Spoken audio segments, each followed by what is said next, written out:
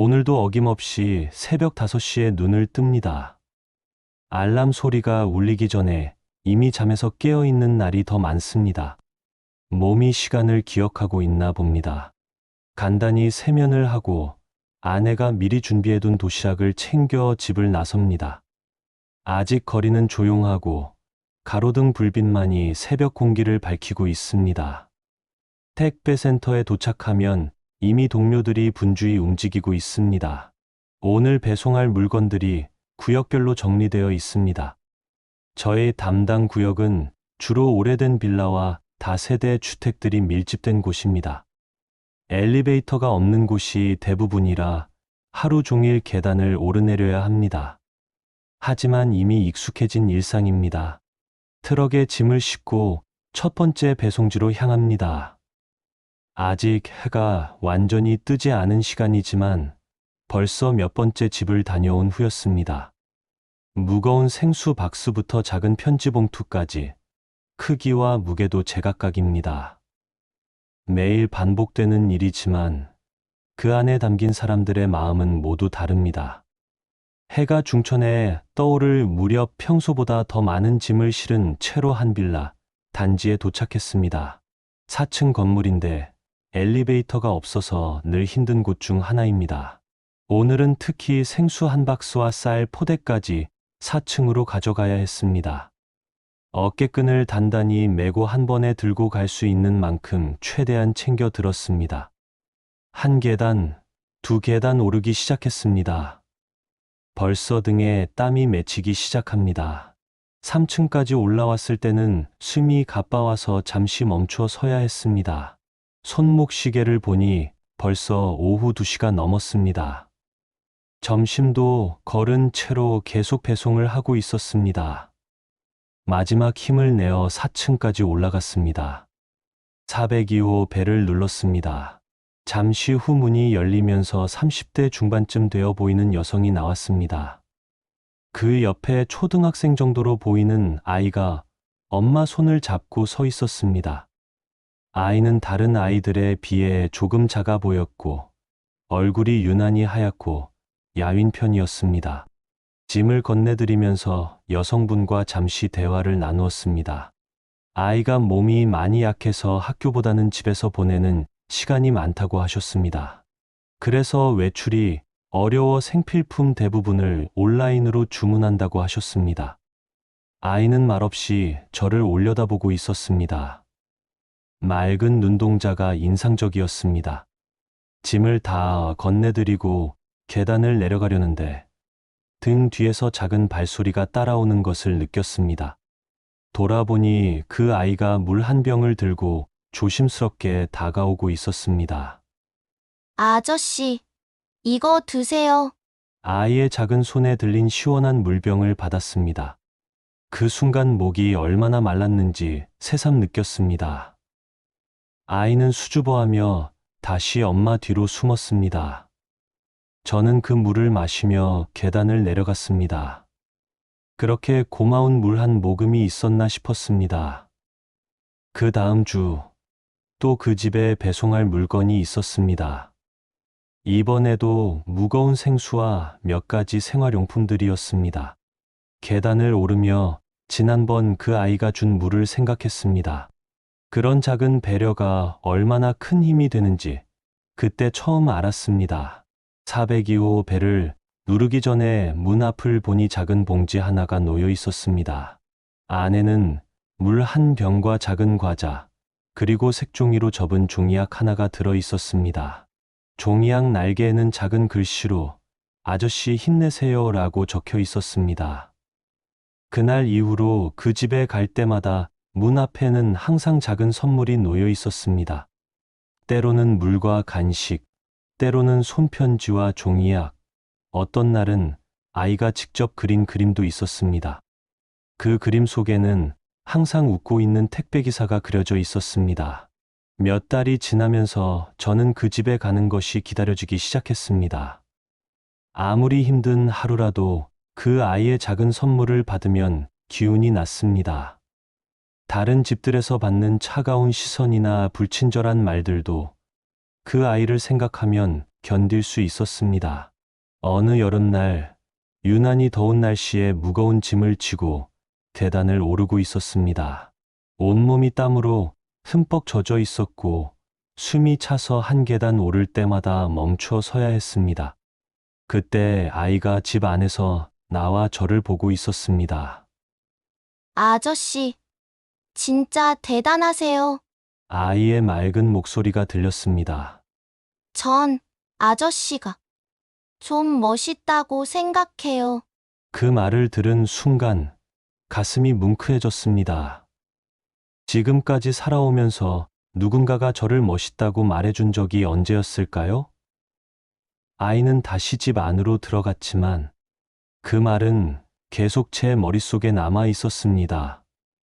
그날 밤 집에 돌아와서도 아이의 말이 계속 생각났습니다.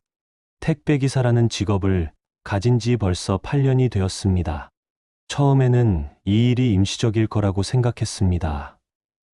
하지만 어느새 이 일이 제 삶의 일부가 되었습니다. 때로는 사람들의 시선이 부담스럽기도 했고, 때로는 이 일에 대한 자부심이 흔들리기도 했습니다. 하지만 그 아이의 말 한마디가 모든 것을 바꿔놓았습니다. 저를 존경스럽다고 말해준 그 아이 때문에 저는 제 일에 대해 다시 생각해보게 되었습니다. 매일 무거운 짐을 지고 계단을 오르는 것, 비가 와도 눈이 와도 정확한 시간에 물건을 배송하는 것, 그 모든 것이 누군가에게는 소중한 일이었습니다. 계절이 바뀌면서 그 아이와의 만남도 계속되었습니다. 가을이 되자 아이는 낙엽으로 만든 책갈피를 선물로 주었습니다.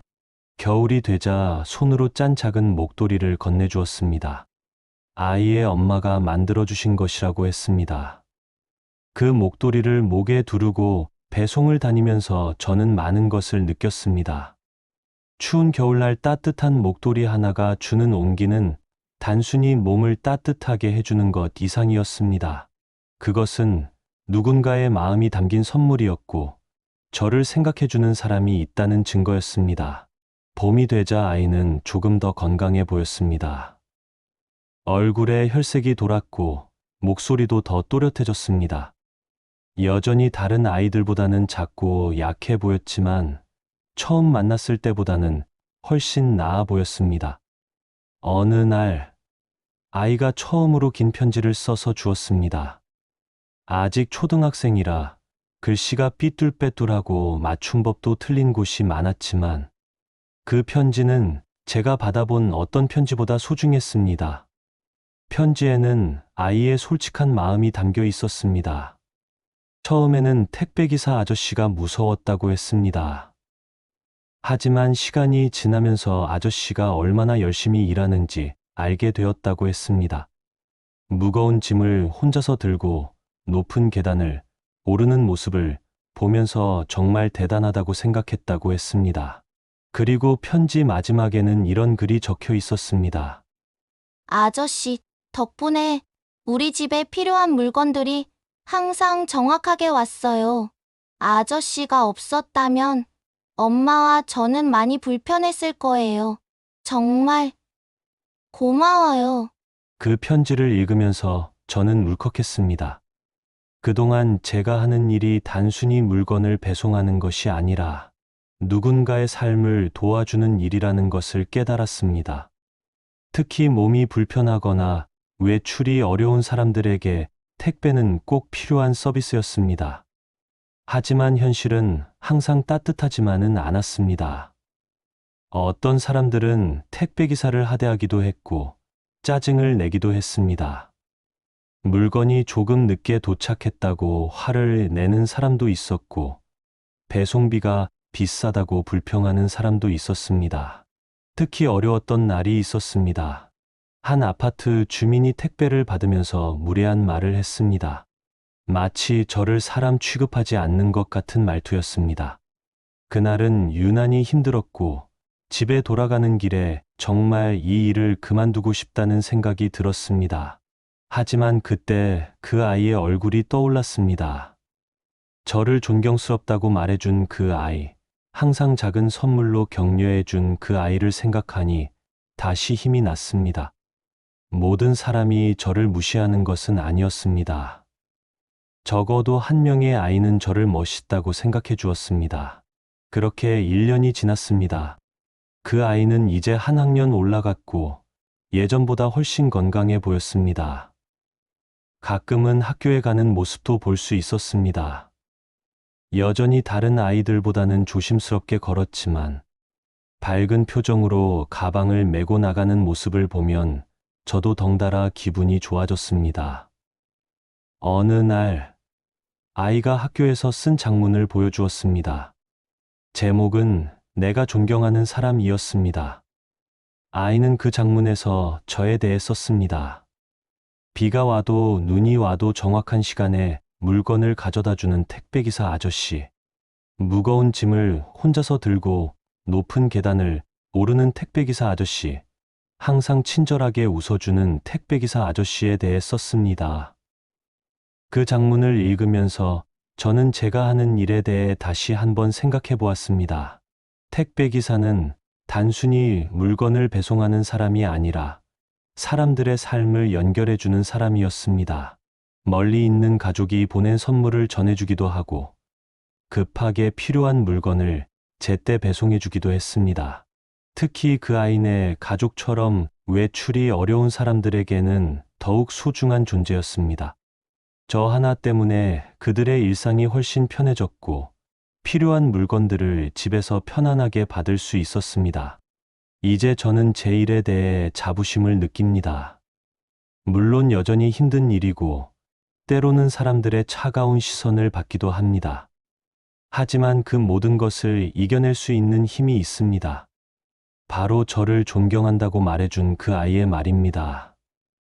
매일 아침 일어나서 일터로 향할 때 저는 그 아이의 말을 떠올립니다.